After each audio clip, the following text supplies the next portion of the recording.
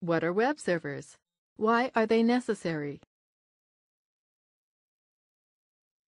Web servers are computers that have been set up by a hosting company, usually in a facility called a data center, like the one shown here. A web server's sole purpose is to store websites until someone wants to visit them, and then to quickly respond to the visitor's browser with the site's contents. A server should be able to respond to at least several dozen requests at a time, if not hundreds. How many websites a server can comfortably host depends on a wide variety of factors, including server hardware and how popular the sites are. Even the most expensive server hardware isn't going to be very useful without the software to actually get things done. The key software programs of a web server are also themselves called servers or daemons. Most servers used for web hosting have at least these kinds of software servers running at all times: an HTTP or web server to provide the websites, an FTP server for uploading files, an email server or two, a database server for storing information essential to the operation of a website. You might be wondering, are web servers even necessary? Why can't I just run my websites from a computer at home? There are several very good reasons. Most ISPs, Internet Service Providers, specifically disallow people from running any type of web-related server on their networks.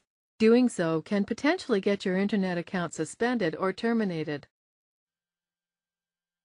But even if that weren't the case, you have to take into account the upload speed of your connection. While broadband connections are getting faster and faster, upload speeds are usually about 10 to 20 times slower than download speeds, as shown here. When running a server on your computer, your upload speed would directly determine the total download speed shared across everyone accessing your sites. Most likely, you'll only be able to offer up a megabit or two, and even if you're just hosting a website with pictures on it, that will quickly be used up by only a few people.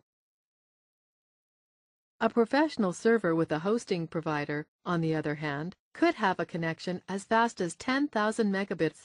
You'd have to pay a fortune to get even a 100 megabit connection to your house, whereas a hosting provider can offer you space on a server with an ultra-high speed connection for a fraction of the cost.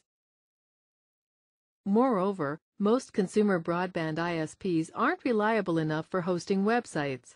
You'll probably want people to be able to visit your sites at all hours of the day, and that won't be possible if your internet connection is acting up or your ISP is performing maintenance.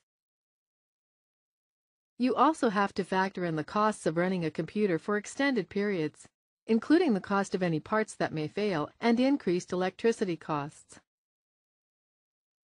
This completes the tutorial. You should now have a good understanding of what a server is and why you can't just use your personal computer as one.